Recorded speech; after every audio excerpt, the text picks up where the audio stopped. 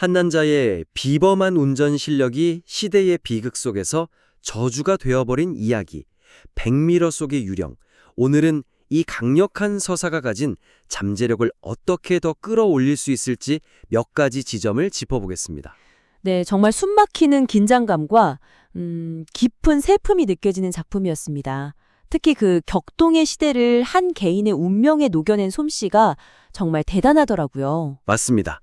그래서 더 완벽해질 수 있는 여지가 보였고요. 그렇죠. 이 이야기는 액자식 구조를 통해 과거의 비극을 현재로 소환하는 강력한 힘을 가졌지만 현재 시점의 화자가 관찰자에 머물러 있어 이야기의 깊이를 더할 기회를 놓치고 있습니다. 아, 그 점이 가장 먼저 눈에 들어왔어요. 지금의 화자는 노인의 이야기를 그냥 독자에게 전달하는 뭐랄까 충실한 녹음기 역할에 그치고 있잖아요. 네, 녹음기나 카메라요. 근데 이런 구조의 이야기는 그 이야기를 듣는 사람이 어떻게 변하는지를 보여줄 때 그 힘이 배가 되거든요. 지금 화자는 너무 안전한 위치에만 있어요. 맞아요. 안전하다는 표현이 정말 정확하네요. 1장에서 거대한 기억의 문이 열리는 소리라고 해서 기대감을 한껏 높였는데 네, 목청 기대됐죠. 정작 화자는 그 문 앞에 그냥 서성일 뿐 문 안으로 완전히 들어가지는 못하는 느낌이에요. 비극이 과거에 딱 박제되어 버리는 거죠. 그 균형을 잡는 게 중요하겠네요.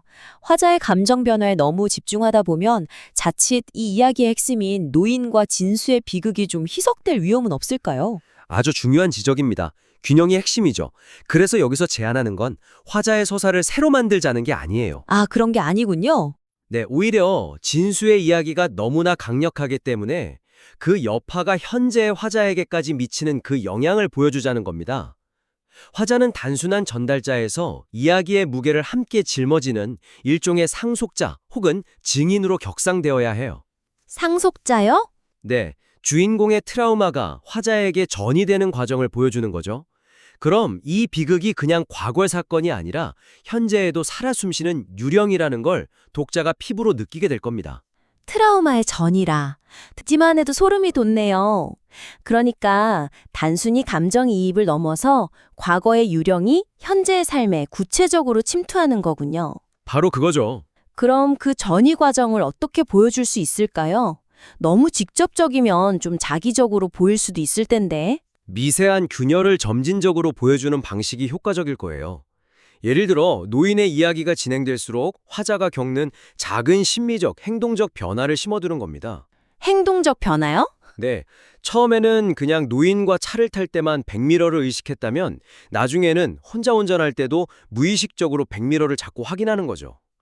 그러다가 문득 텅 빈 뒷좌석을 확인하고 안도하는 자신을 발견하고 섬찟해야 한다거나 아, 그거 정말 좋은 방법이네요.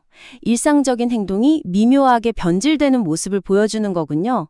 그날 이후 나는 그와 차를 탈 때마다 의식적으로 백미러를 보게 되었다. 이 문장이 단순한 선언이 아니라 앞으로 벌어질 변화의 씨앗이 되는 셈이네요. 맞습니다. 그리고 결말에서 이 장치를 폭발시킬 수 있어요. 마지막 장면, 화자가 혼자 집으로 돌아가는 길에 백미러 속에서 진수의 환영을 보는 걸 넘어선다면 어떻게? 그 환영이 자기 자신과 겹쳐 보이는 연출을 추가하는 겁니다. 찰나의 순간 백미러 속 내 얼굴이 군복 입은 진수의 얼굴로 변했다가 돌아온다든지 우와. 혹은 진수의 환영이 화자를 똑바로 보면서 입모양으로만 도망쳐 라고 속삭이는 듯한 그런 섬뜩한 장면도 가능하겠죠. 그렇게 되면 진수의 유령이 이제 화자의 백미려에도 영원히 깃들었다는 걸 암시하면서 이야기가 끝난 후에도 독자의 마음속에서 계속 살아 움직이게 만들겠군요. 네, 과거의 비극이 현재의 인물에게 지울 수 없는 낙인이 되는 순간을 목격하게 하는 겁니다. 확실히 이야기의 격을 한 단계 높일 수 있는 강력한 장치가 될 것 같습니다. 결국 화자라 이렇게 깊이 동화되려면 그가 듣고 있는 이야기의 주인공, 진수의 고통이 그만큼 압도적이어야 한다는 뜻이겠죠. 네, 그렇죠. 자연스럽게 진수의 내면으로 연결이 되네요.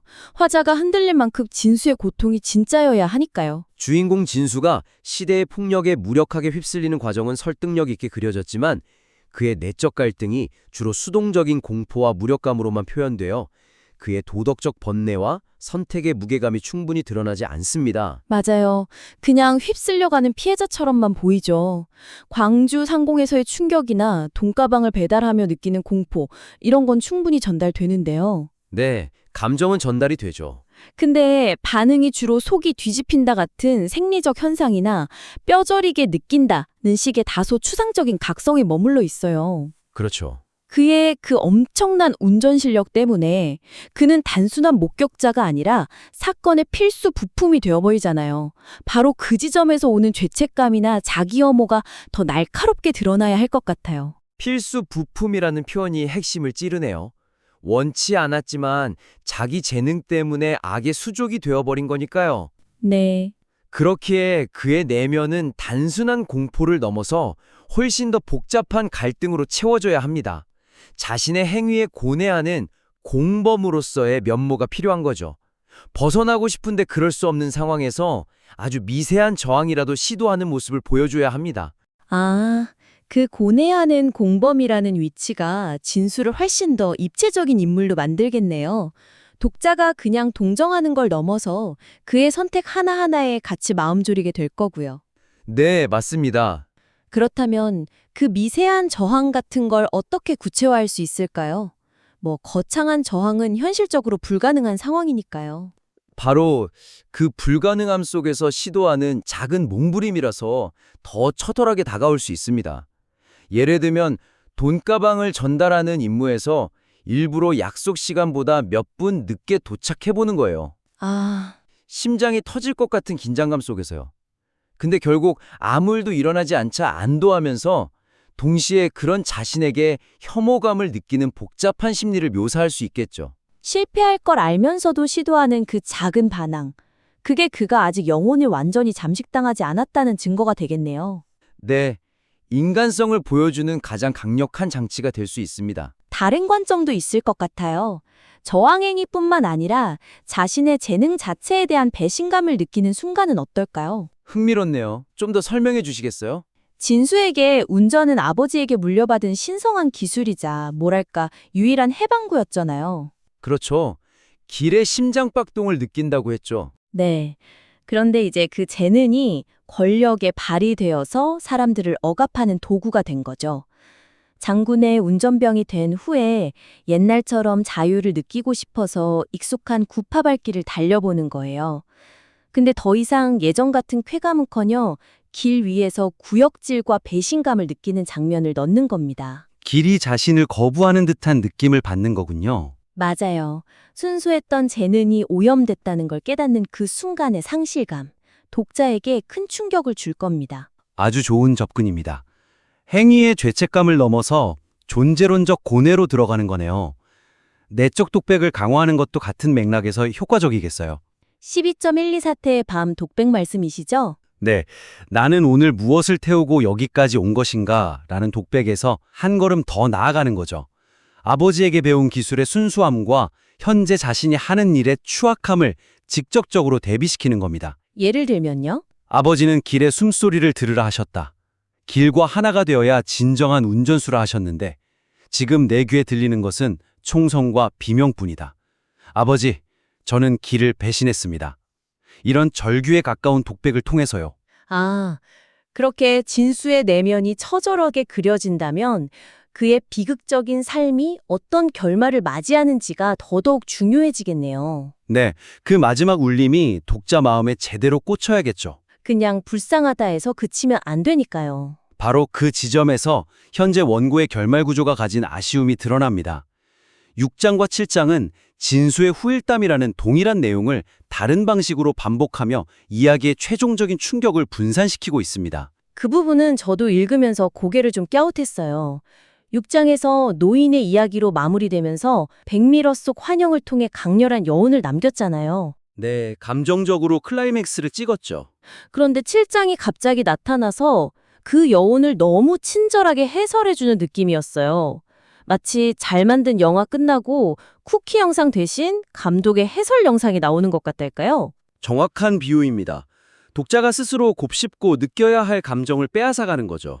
네, 6장에서 힘들게 쌓아 올린 감정의 탑을 7장에 스스로 무너뜨리는 결과를 낳는 것 같아요. 정보는 중복되고 감정선은 끊기고. 에너지가 마지막에 응축되지 못하고 흩어져 버립니다. 독자는 혼란스럽죠. 어디서 감정의 마침표를 찍어야 할지 모르게 되는 거고요. 그렇다면 해결책은 명확해 보이네요. 두 챕터를 합쳐야 한다는 건데 문제는 어떻게 합치느냐일 것 같고 그냥 시간 순서대로 붙이는 것만으로는 부족할 것 같고 두 챕터의 장점만 취해서 시너지를 내는 화학적 결합이 필요해 보입니다. 맞습니다. 그래서 제안은 두 챕터를 하나의 강력하고 유기적인 결말 시퀀스로 재구성하는 겁니다. 하나의 시퀀스로요? 네. 노인의 회고와 진수가 준이를 만나는 장면을 분리하지 않고 하나의 흐름 속에서 자연스럽게 결합하는 거죠. 그리고 감정선을 최고조로 끌어올린 뒤에 우리가 아까 이야기했던 화자의 마지막 성찰로 마무리하는 구조입니다. 하나의 거대한 파도를 만드는 거군요. 구체적으로 그 흐름을 한번 그려볼 수 있을까요? 한번 같이 구성해보죠. 일단 노인이 원주역 갓길에 차를 세우고 진수의 저녁 후 삶, 미친 사람처럼 살았어 라고 이야기하는 부분은 그대로 시작합니다. 네, 거기서부터 감정을 쌓아 올리기 시작해서요. 그리고 이야기의 흐름을 끊지 않고 바로 그가 완전히 무너지게 된 결정적 계기, 원주역에서 우연히 준이를 만났던 그날 밤 일화로 자연스럽게 넘어가는 겁니다. 아, 회상이 또 다른 회상을 낳는 구조로요. 네, 그렇게 술로 하루하루를 버티가 어느 겨울밤이었지. 바로 여기 이 원주역 앞에서 이런 식으로요. 독자의 감정적 몰입을 깨지 않고 곧장 핵심 사건으로 가는 거죠. 두 이야기가 별개가 아니라 인과관계로 단단히 묶이는 거군요. 그리고 마침내 준이를 만나게 되고. 그렇습니다. 그리고 거기서 감정의 정점을 찍는 겁니다. 진수의 죄책감을 꿰뚫어 본 준이가 내뱉는 한마디. 우리는 그날 밤 이 나라의 업보를 태우고 달린 거야. 아, 그 대사가 가진 무게감이 엄청나죠? 네, 이 대사를 통해 진수의 개인적 트라우마가 한 시대의 거대한 비극, 즉 업보라는 이름으로 승화되는 순간입니다. 독자는 이 한 문장으로 모든 것을 이해하고 전율하게 될 거예요. 개인의 죄책감을 역사의 무게로 바꾸어 버리니까요. 그럼 그 정점에서 어떻게 이야기를 마무리할 수 있을까요? 그 정점에서 노인은 담담하게 이야기를 끝맺습니다. 그 말을 듣고 진수는 도저히 운전대를 잡을 수 없었다더라 와 같이요. 그리고 침묵 속에서 화자에게 찡계란을 건네는 거죠. 묵직한 침묵과 일상적인 행동의 대비가 오히려 더 큰 울림을 주겠네요. 그리고 마지막으로 우리가 첫 번째 지점에서 이야기했던 그 장면으로 이어지는 겁니다. 차에서 내리기 전 화자가 무심코 백미러를 봤을 때 궁복 입은 젊은 진수의 환영을 마주하는 장면으로요. 완벽한 수미상관 구조네요. 개인의 트라우마가 역사의 업보로 확장되고 그 업보가 다시 현재의 개인에게 전이되는 완벽한 순환 구조가 만들어집니다. 흩어져 있던 두 개의 충격이 하나로 합쳐져서 훨씬 더 크고 깊은 울림을 만드는 거죠. 네, 아주 효과적인 재구성이라고 생각합니다. 오늘 나눈 이야기들을 요약하자면 이렇습니다. 첫째, 현재 화자의 역할을 단순한 전달자에서 트라우마의 상속자로 강화할 것. 네, 과거의 이야기가 현재에 미치는 영향을 더욱 생생하게 만드는 거죠. 둘째, 주인공 진수의 내적 갈등을 수동적 공포에서 고뇌하는 공범의 번뇌로 발전시켜 인물의 입체감을 더할 것. 그리고 셋째, 분리된 갈말을 하나의 유기적인 시퀀스로 통합해서 이야기의 마지막 울림을 극대화할 것. 네, 바로 그 세 가지입니다. 이 제안들은 작품이 가진 고유한 분위기와 묵직한 주제의식을 해치지 않으면서도 독자에게 더욱 깊고 선명한 경험을 선사하기 위한 몇 가지 가능성일 뿐입니다.